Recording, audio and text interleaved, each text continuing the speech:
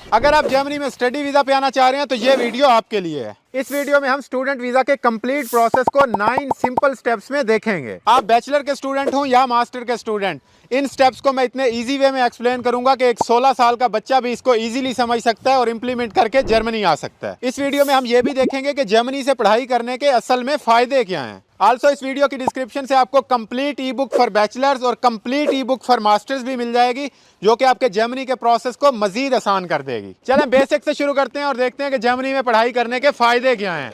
तो जैसा कि आपको ऑलरेडी पता होगा कि यहाँ पे फ्री एजुकेशन होती है। फ्री एजुकेशन का बार बार बता के मैं आपके कान नहीं पकाना चाहता, मगर बात सिर्फ इतनी सी है कि जर्मन यूनिवर्सिटीज़ के अंदर ट्यूशन फ़ी नहीं होती। यहाँ पे सारे students including international students free में एजुकेशन हासिल करते हैं। और नंबर 2 फ़ायदा यह है कि जर्मनी के अंदर सेटलमेंट ईजी है। लाइक अगर हम दुबई या सऊदी के अंदर अपनी सारी ज़िंदगी भी लगा दें तो हमें पासपोर्ट नहीं मिलता। और इसी तरह अगर हम यूरोपियन कंट्रीज़ या और तरक्की याफ्ता मुल्कों की बात करें तो वहाँ पे PR और नेशनैलिटी बहुत अरसे के बाद मिलती है। जबकि अगर हम जर्मनी में देखें तो जर्मनी में एक स्टूडेंट जब अपनी तालीम मुकम्मल कर लेता है तो उसके 2 साल जॉब करने के बाद वो PR के लिए अप्लाई कर सकता है। और इसी तरह आप न्यू रूल के मुताबिक जो है 5 साल का लीगल स्टे के बाद आपको नेशनैलिटी मिल सकती है। तो ओवरऑल बाकी कंट्रीज़ की निस्बत यहाँ पे सेटलमेंट ईजी है, आपको PR नेशनैलिटी जल्दी मिलती है। और तीसरा फ़ायदा जो कि मुझे पर्सनली पसंद है वो ये कि यहाँ पे अमन है, क्राइम रेट बहुत कम है, तो यहाँ पे सुकून है। जिस तरह आप देख सकते हैं कि मैं थर्ड वर्ल्ड कंट्री से उठ के यहाँ एक पब्लिक प्लेस पे आपसे बात कर रहा हूँ। मेरा मोबाइल सामने पड़ा है और यहाँ से कोई भी गुजरता हुआ बंदा उठा के कभी नहीं लेके जाएगा। आई लव दिस प्लेस क्योंकि इट्स क्वाइट पीसफुल और रूल ऑफ लॉ यहाँ सबसे ऊपर है। और नंबर 4 फ़ायदा यह है कि स्टूडेंट्स अपने एक्सपेंसेस खुद बेयर कर सकते हैं। एजुकेशन तो ऑलरेडी फ्री है, लेकिन रहने के लिए जो है वो पैसे चाहिए होते हैं, तो वो स्टूडेंट्स पार्ट टाइम जॉब कर सकते हैं। एक स्टूडेंट मिनिमम वेज पे 900 से 1000 यूरो कमा लेता है, जबकि उसके 600 से 700 यूरो खर्चा हो जाता है। तो थोड़े से पैसे बच भी जाते हैं, लेकिन मेनली ये है कि अपने एक्सपेंसेस खुद बेयर करता है स्टूडेंट। और फाइनली 5th फ़ायदा जो मुझे भी पसंद है वो है क्वालिटी ऑफ लाइफ। देखें, स्टूडेंट की ज़िंदगी वैसे तो हर जगह मुश्किल ही होती है, लेकिन अगर हम जर्मनी को कंपेयर करें कनाडा, ऑस्ट्रेलिया या फिर UK से, तो यहाँ पे उसकी नस्बत ज़िंदगी थोड़ी सी आसान है। लाइक उन कंट्रीज़ में आप 10 से 12 घंटे रोज़ाना काम करते हो क्योंकि आपको फ़ी देनी होती है यूनिवर्सिटी की। जबकि जर्मनी में अगर हफ्ते में आप सिर्फ 20 घंटे भी काम करें तो आपके लिविंग एक्सपेंसेस उससे पूरे हो जाते हैं। यूनिवर्सिटी में हमें फ़ी देनी नहीं होती, तो पीस ऑफ माइंड कायम रहता है, तो थोड़ी सी क्वालिटी ऑफ लाइफ होती है। चलें, फ़ायदे तो बहुत हो गए, अब ये देख लेते हैं कि जर्मनी का कंप्लीट प्रोसेस क्या है। तो 9 स्टेप्स में से जो पहला स्टेप है वो है चेक योर एलिजिबिलिटी। तो इस स्टेप के अंदर हम ये चेक करते हैं कि क्या हम जर्मनी में पढ़ने के अहल भी हैं या नहीं। तो इसके अंदर अगर आपने FSC की हो या DAE किया हुआ हो तो आप डायरेक्ट बैचलर्स के लिए नहीं आ सकते, आपको 2 सेमेस्टर पाकिस्तानी यूनिवर्सिटी में पढ़ने होते हैं या फिर स्टूडेंट कोलीग वाला रास्ता इख्तियार करना होता है। इसी तरह अगर आपने BSc या ADP किया हुआ हो तो आप मास्टर्स में दाखिला नहीं ले सकते, लेकिन बैचलर्स के लिए अप्लाई कर सकते हैं। और अगर आपके पास 16 साल की एजुकेशन हो या फिर 18 साल की भी एजुकेशन हो तो फिर आप मास्टर्स के लिए अप्लाई कर सकते हैं। तो पहले स्टेप में आपने अपना देखना है कि आप क्वालिफाइड हैं या नहीं। तो अगर आपके पास 16 साल की एजुकेशन हो तो मास्टर्स के लिए, और 13 साल की एजुकेशन हो तो बैचलर्स के लिए अप्लाई कर सकते हैं। चलें, फर्स्ट स्टेप के बाद होपफुली आप एलिजिबल होंगे, तो उसके बाद आता है हमारा स्टेप 2। स्टेप 2 के अंदर हम यूनिवर्सिटीज़ फाइंड करेंगे और उनको शॉर्ट लिस्ट करेंगे। तो यूनिवर्सिटीज़ फाइंड करने के बेसिकली 2 तरीके हैं, एक ओल्ड वे और एक न्यू वे। ओल्ड वे की बात करें तो आपने दाद इंटरनेशनल की वेबसाइट पे जाना है और वहाँ पे अपना कोर्स टाइप करना है। कोर्स टाइप करने के बाद आपको काफ़ी सारे सिमिलर कोर्सेज नज़र आ जाएंगे। वैसे तो ये तरीका ठीक है, लेकिन इनका सर्च इंजन कोई बहुत अच्छा नहीं है। जब आप अपना कोर्स लिखेंगे तो काफ़ी सारे आपको इररेलेवेंट रिजल्ट भी देखने को मिलेंगे। तो उसके लिए मैं लाया हूँ न्यू वे। तो न्यू वे ये फील्ड वाले यूज़ कर सकते हैं। इन सारी फील्ड्स के जो सारे इंग्लिश स्टार्ट कोर्सेज हैं उनको मैंने अपनी ई बुक के अंदर इंक्लूड कर दिया है। आप ई बुक को डाउनलोड करेंगे और उसमें से आपको कंप्लीट लिस्ट मिल जाएगी। तो फिर आपको दाद पे जाने की ज़रूरत नहीं है, बल्कि आपको दाद वेबसाइट के डायरेक्ट लिंक्स मिल जाएंगे और एक सिंगल जगह पे मिल जाएंगे। खैर, आप ओल्ड वे यूज़ करें या न्यू वे, लिंक आपको दाद का ही मिलेगा। तो आप दाद की वेबसाइट पे जाएंगे और वहाँ पे रिक्वायरमेंट्स टैब के अंदर जाएंगे। रिक्वायरमेंट्स टैब के अंदर आप थोड़ी सी रिक्वायरमेंट्स पढ़ेंगे और थोड़ा सा नीचे देखेंगे तो वहाँ पर आपको लैंग्वेज रिक्वायरमेंट्स मिल जाएंगी। तो इसी तरह आप 5 से 7 यूनिवर्सिटीज़ की लैंग्वेज रिक्वायरमेंट देखें, और लैंग्वेज रिक्वायरमेंट देखने के बाद आपको पता चल ही गया होगा कि हमारा नेक्स्ट स्टेप क्या है। हमारा नेक्स्ट स्टेप है इन लैंग्वेज रिक्वायरमेंट्स को पूरा करना। जब आप वो रिक्वायरमेंट्स देख रहे होंगे तो आपको खूब अंदाज़ा हो जाएगा कि IELTS 6 चाहिए, 6.5 चाहिए या 7 चाहिए। और इसी तरह आपको ये भी अंदाज़ा हो जाएगा कि कितनी यूनिवर्सिटीज़ इंग्लिश प्रोफिशेंसी सर्टिफिकेट पे दाखिला दे रही हैं। तो अगर जनरली मैं आपको बताऊं तो तकरीबन 80 to 90% यूनिवर्सिटीज़ जो हैं वो IELTS या TOEFL एक्सेप्ट करती हैं, और जो 10-15% बाकी यूनिवर्सिटीज़ हैं वो आपकी इंग्लिश प्रोफिशेंसी या मीडियम ऑफ इंस्ट्रक्शन वाला सर्टिफिकेट भी एक्सेप्ट कर लेती हैं। तो बेटर तो यही है कि आप आइल्स कर लें ताकि आप सारी यूनिवर्सिटीज़ को टारगेट कर सकें। लेकिन अगर आप आइल्स नहीं करना चाह रहे और ऐसी यूनिवर्सिटीज़ स्पेसिफिकली फाइंड करना चाह रहे हैं जो आइल्स के बगैर एडमिशन देती हैं, तो उनकी लिस्ट भी मैंने अपनी ई बुक के अंदर इंक्लूड की हुई है। लेकिन अगेन बेटर यही है कि आप आइल्स कर लें ताकि आपके पास ज़्यादा चांसेस हो यूनिवर्सिटीज़ में दाखिला लेने की। तो ये हमारा स्टेप 3 था जिसके अंदर हम लैंग्वेज रिक्वायरमेंट्स को कंप्लीट करेंगे और उसके बाद हम नेक्स्ट स्टेप पे जाएंगे। और हमारा जो नेक्स्ट स्टेप है वो है अपने डॉक्यूमेंट्स प्रिपेयर करने का। तो जर्मन यूनिवर्सिटीज़ में अप्लाई करने के लिए आपको ये डॉक्यूमेंट्स चाहिए होते हैं। इसमें आपके एजुकेशनल डॉक्यूमेंट्स हैं, आइल्स का सर्टिफिकेट है, आपका पासपोर्ट है, आपकी CV है। इसके अलावा रिकमेंडेशन लेटर कुछ यूनिवर्सिटीज़ के अंदर चाहिए होता है जो आप अपने प्रोफेसर या एम्प्लॉयर से बनवा सकते हैं। इसके अलावा मोटिवेशनल लेटर आपको लिखना होता है कि आप अप्लाई कर रहे हैं तो क्या इंटरेस्ट है आपका कोर्स का। तो इसके रिकमेंडेशन लेटर और मोटिवेशनल लेटर के सैम्पल्स आप ई बुक से देख सकते हैं। इसके अलावा आपकी जो अचीवमेंट्स हों या सर्टिफिकेशन हो वो भी आप इंक्लूड कर सकते हैं। आपने कोई इंटर्नशिप की हो, कोई एक्सपीरियंस हो तो वो भी लगा सकते हैं। इसके अलावा ECTS की रिक्वायरमेंट होती है, तो ECTS को भी मैंने बुक के अंदर कंप्लीट एक्सप्लेन किया हुआ है क्योंकि वो एक अलग टॉपिक है तो यहाँ मैं नहीं बता सकता। तो इस स्टेप के अंदर आपको ये सारे डॉक्यूमेंट्स चाहिए होते हैं, ये आपने तैयार करने हैं और फिर हम नेक्स्ट स्टेप पे चलते हैं। लेकिन हाँ, नेक्स्ट स्टेप से पहले एक इंपॉर्टेंट बात ये है कि ये सारे डॉक्यूमेंट्स जो एजुकेशनल डॉक्यूमेंट्स हैं इनको अटेस्टेशन करवाने की ज़रूरत नहीं होती एट दिस लेवल। यूनिवर्सिटीज़ में मोस्ट ऑफ़ द यूनिवर्सिटीज़ में आप बगैर अटेस्टेशन के अप्लाई कर सकते हैं। तो जब आप अप्लाई कर दें तो फिर आप इनको अटेस्टेशन की तरफ भी जा सकते हैं क्योंकि जब आप एम्बेसी में इंटरव्यू के लिए जाएंगे तो फिर आपके एजुकेशनल डॉक्यूमेंट्स जो है वो ज़रूर अटेस्ट होने चाहिए। अटेस्टेशन की पूरी वीडियो मैंने यहाँ या यहाँ वो अटैच की हुई है तो वो आप देख सकते हैं। और अब हम नेक्स्ट स्टेप पे चलते हैं और इसके बाद आता है हमारा स्टेप 5 जिसके अंदर हमने यूनिवर्सिटीज़ के अंदर एक्चुअली अप्लाई करना है। तो जर्मन यूनिवर्सिटीज़ में अप्लाई करने के 3 तरीके हैं। नंबर 1 तरीका ये है कि डायरेक्ट हम उनकी एप्लीकेशन पोर्टल पर अप्लाई करते हैं। तो कुछ जर्मन यूनिवर्सिटीज़ ने अपना एप्लीकेशन पोर्टल दिया होता है और वो कहते हैं कि आप सिंपली हमारे पोर्टल पे सबमिट कर दें एप्लीकेशन और हम इवॉल्यूएट करके आपको बता देंगे रिज़ल्ट। फिर आता है दूसरा तरीका यूनिवर्सिटीज़ कहती हैं कि भाई हमें एप्लीकेशन सेंड ना करो, हमारे पास बहुत एप्लीकेशन आती हैं, हम इसको मैनेज नहीं कर सकते। तो उन्होंने फिर थर्ड पार्टी की सर्विस ली हुई है जो कि है यूनी असिस्ट। तो आप एप्लीकेशन फॉरवर्ड करते हैं यूनी असिस्ट को, यूनी असिस्ट आपकी इनिशियली एप्लीकेशन को देखता है। अगर यूनिवर्सिटी के डिफाइंड क्राइटेरिया पे आप पूरा उतरते हैं तो फिर आपकी एप्लीकेशन यूनी असिस्ट आगे यूनिवर्सिटी को फॉरवर्ड कर देता है। तो आप यूनी असिस्ट पे अप्लाई करते हैं और यूनी असिस्ट खुद यूनिवर्सिटी के अंदर अप्लाई कर देता है। ये होता है सेकंड तरीका।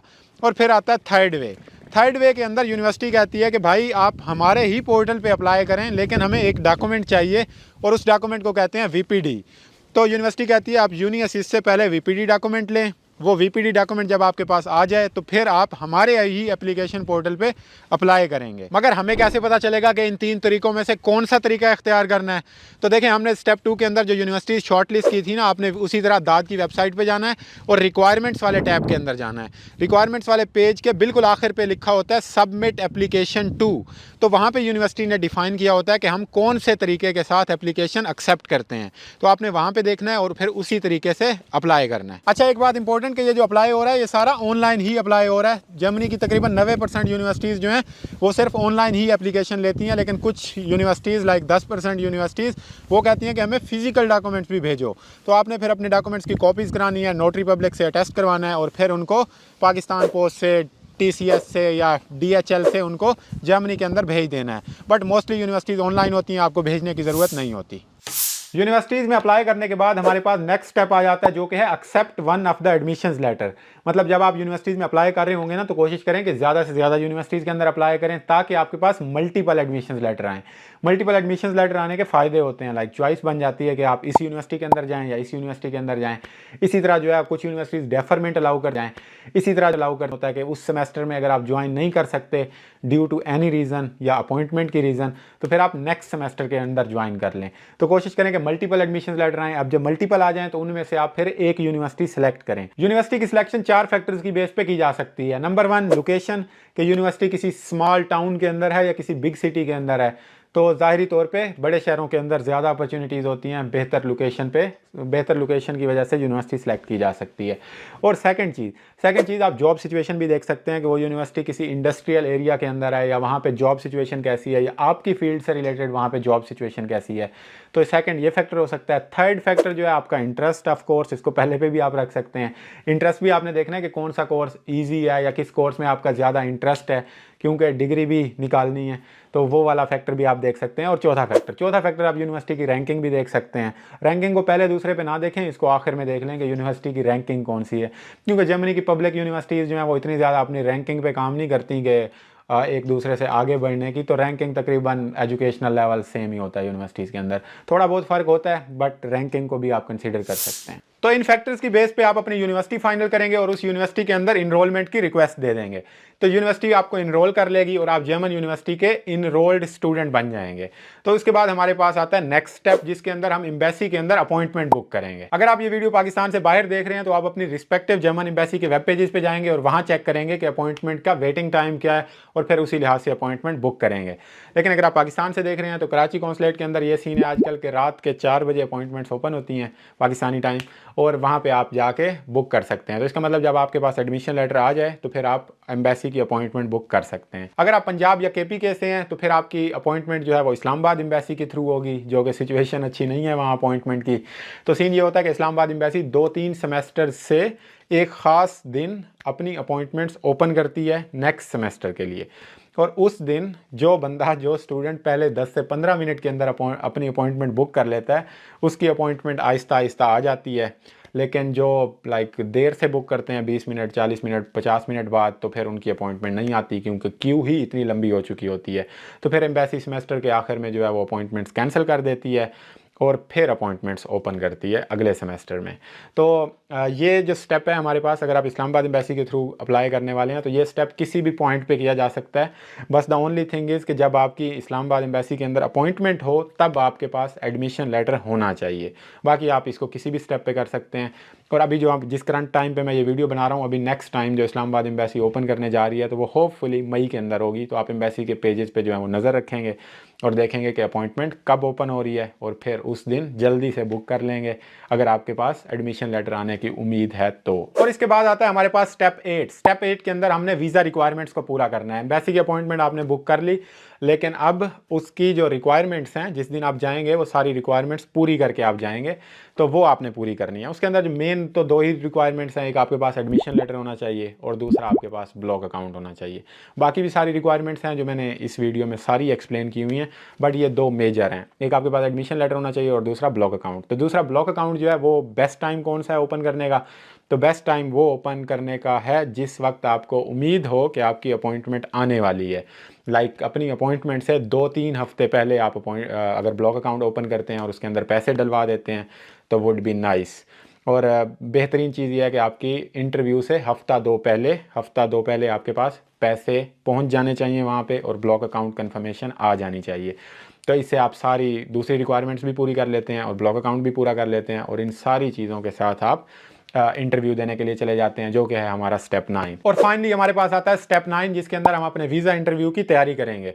अगर आप पाकिस्तान से बाहर एम्बेसीज़ में अप्लाई करें तो कुछ ऐसी एम्बेसीज़ भी होती हैं जहाँ पे इंटरव्यू नहीं होता, बस आपके जो डॉक्यूमेंट्स हैं वही आप सबमिट करते हो और आपका इंटरव्यू नहीं होता और आपको वीज़ा मिल जाता है या रिजेक्शन मिल जाती है। लेकिन पाकिस्तान से अगर बात करें तो पाकिस्तान में इंटरव्यूज़ होते हैं एम्बेसी के अंदर और आप इंटरव्यू देने के लिए वहाँ पर जाते हैं, तो इंटरव्यू को इतना मुश्किल नहीं होता। वीज़ा रेशो भी अच्छी होती है, लेकिन आपको फिर भी तैयार करना है। आपसे सवाल वो पूछते हैं कि क्यों जर्मनी जा रहे हैं, कोर्स क्यों ले रहे हैं और क्या फ्यूचर देखते हैं, वापस आएंगे या नहीं आएंगे, इस तरह के सवाल। तो वो आपको इंटरव्यू की तैयारी करके जाना है। डिस्क्रिप्शन के अंदर मैंने फ़ाइल दी हुई है जिससे आप तैयारी कर सकते हैं।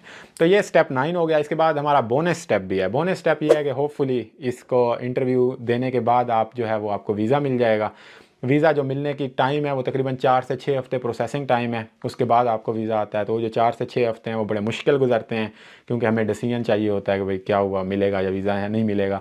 लेकिन मीनवाइल आप अपनी शॉपिंग कर सकते हैं, आप टिकट बुक कर सकते हैं और फिर आप जर्मनी आ सकते हैं। तो ये सारे स्टेप थे जो कि आपको 1 बाय 1 लेने हैं और फिर इससे आप ये सारे इम्प्लीमेंट करके जर्मनी आ सकते हैं। और अगर आप अभी तक भी ये वीडियो देख रहे हैं तो काफ़ी लंबी वीडियो थी। इसका मतलब आप ट्रूली जो है वो इंटरेस्टेड हैं स्टडी इन जर्मनी के लिए।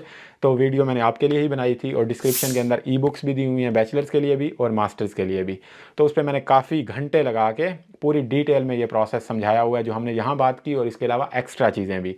तो आप वो डाउनलोड कर सकते हैं। बाकी I wish you all the best. आप इस सारे प्रोसेस को कर सकते हैं और जर्मनी आ सकते हैं। Thank you.